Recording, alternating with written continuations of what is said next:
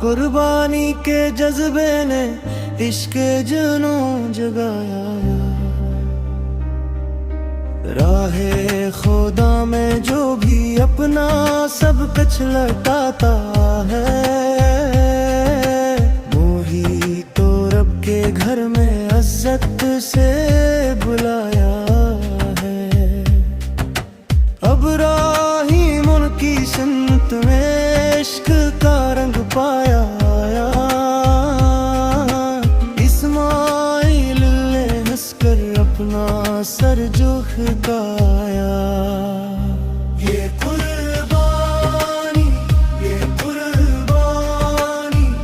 دل سے ہو تو بنتی ہے کہانی، اللہ کے نام پہ سب کچھ وار وہ ہے، رایا پیس کی محبت میں سکر جاؤں،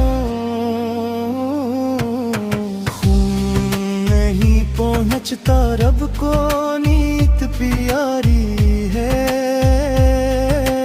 اخلاص سے جو آئے وہی عبادت ساری ہے۔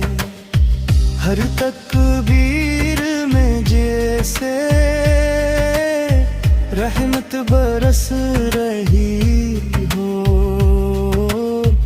ہر آنسو کی بوندیں جنت کو چھو رہی ہوں، لبیک کی صداؤں میں عشق کا نور ہے، قربانی والے دل میں اللہ ضرور ہے۔ رب کی نشانی ایمان کی روشن ہے کہانی، دل بھی قربان ہو نفس بھی جھک جائے، میرے مولا کا کرم مجھ پہ برس جائے،